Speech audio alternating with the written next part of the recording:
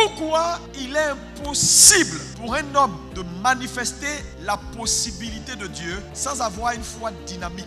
Pourquoi aucun homme ne peut vivre les possibilités de Dieu sans comprendre ou matérialiser ou manifester la foi dynamique ou la foi violente?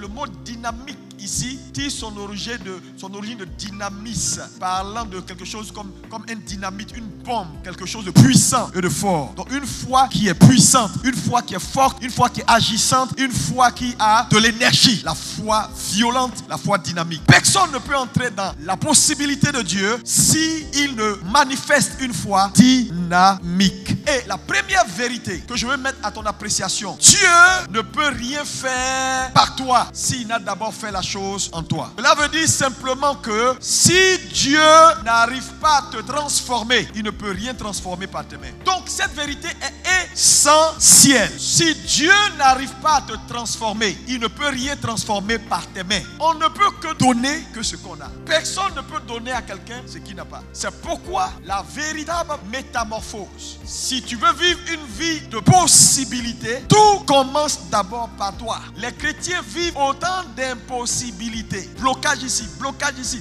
blocage ici, blocage ici. Parce qu'en réalité, Dieu n'arrive pas à avoir de percée dans leur vie. Et là où Dieu n'a pas de percée dans une vie, cette vie n'aura pas de percée. Je l'ai compris et je me suis dit, voilà le problème. Il n'y a rien d'autre à dire, il n'y a rien d'autre à ajouter. Les chrétiens sont désobéissants. Ils ne veulent pas se soumettre à Dieu. Et ils espèrent que les possibilités de Dieu remplacent leur impossibilité.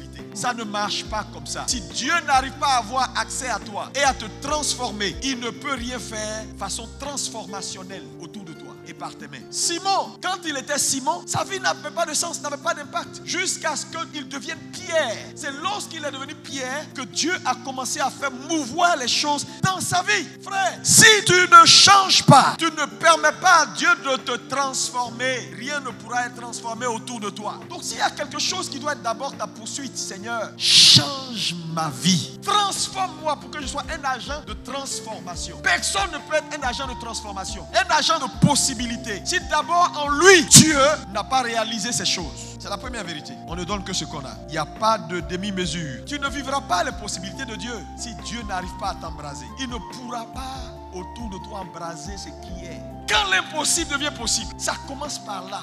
Dieu doit transformer ta vie pour faire de toi un agent de transformation. Quelles que soient les impossibilités, tu fais face à ces impossibilités et puis tu les transformes. Mais si tu n'es pas transformé autour de toi, ça sera impossibilité, impossibilité. Tu veux ça, il n'y a pas. Tu fais ça, il n'y a pas. Tu bouges ici, il n'y a pas. Tout est bloqué. Les choses sont difficiles. Pourquoi? Parce que Dieu n'arrive pas à opérer en toi. Et quand Dieu n'arrive pas à opérer en toi, ça veut dire qu'il n'y a pas une adhésion, il n'y a pas une unité parfaite. Parce que c'est le transfert. C'est dans l'unité que le transfert de capacité se fait. Tu seras face à des montagnes. Tu n'auras pas ce qu'il te faut pour déplacer la montagne. Tu n'auras pas. Et tu vas rester dans la religion. Tu vas croire que peut-être que Dieu ne veut pas. Dieu veut. Sa parole est claire. Ce qu'il a dit, il le croit. Dieu n'est pas un Dieu qui change d'avis chaque semaine, chaque mois. Le Dieu que nous servons, quand il parle, c'est fait. Jésus dit, c'est fait. Tout est accompli. Tu peux devenir tout ce que tu veux devenir. La foi est ouverte. Mais pourquoi tu es assis là jusqu'à présent? C'est parce que Dieu n'arrive pas à avoir certaines percées dans ta vie. Il y a des domaines de ta vie, Dieu n'arrive pas à avoir de percées. Donc ce domaine-là est devenu comme un isolant. C'est difficile pour Dieu. Tu viens à l'église. Venez à l'église, pas ça qui sauve.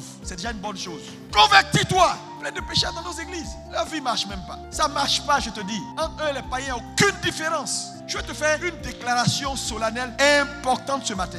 Si ta foi n'est pas productive, si ta foi n'a pas d'évidence, si ta foi n'a pas de preuve, c'est une fausse foi. C'est les évidences de ta foi qui révèlent que ta foi est vivante. Et malheureusement, il y a beaucoup de gens qui ont des fausses foi, des foi mortes, parce qu'il n'y a pas d'évidence. Donc c'est les évidences. Voilà pourquoi, si tu veux voir les évidences de ta foi, il faut que tu comprennes que Dieu doit d'abord t'embraser. Dieu doit d'abord t'embraser. Sinon, ta vie ne peut pas être une vie qui produit des preuves.